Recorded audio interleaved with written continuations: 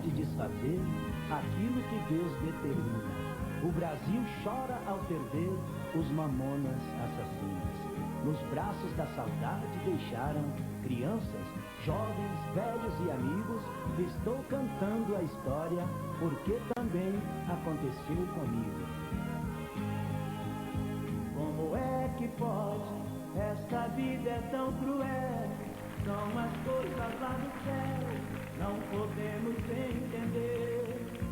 São os mistérios que a vida determina. Somente a força divina pode vir nos socorrer e aliviar esta dor que é tão imensa. Se existe recompensa pra quem deixa essa vida assim.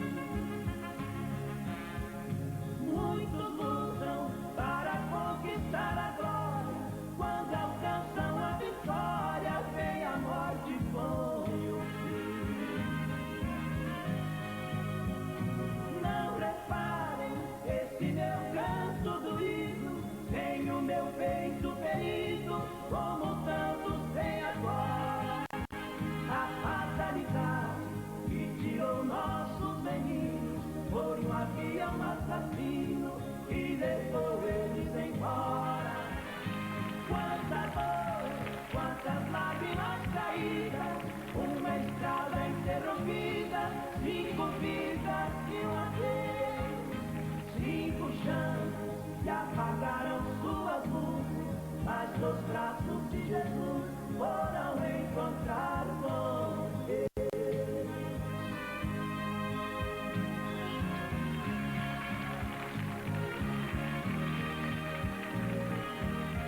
Na primavera dos sonhos, no verão de suas vidas, os mamonas assassinos deixaram suas despedidas.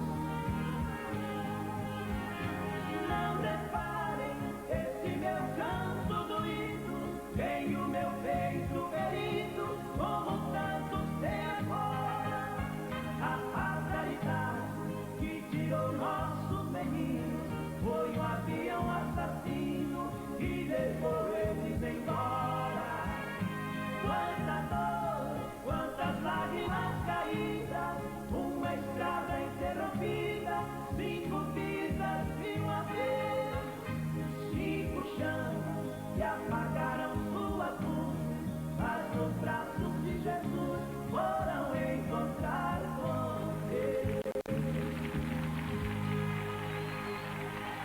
Esse é Barreirito! Aí o pessoal agora agradecendo essa linda homenagem. Mirela, cadê você, linda? Vem cá. Muito obrigado pela sua presença. Obrigado, Barreirito. Eu que agradeço o convite. Obrigado, seu Delbrando. Obrigado, a dona Célia.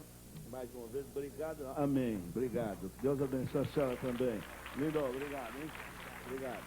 Obrigado.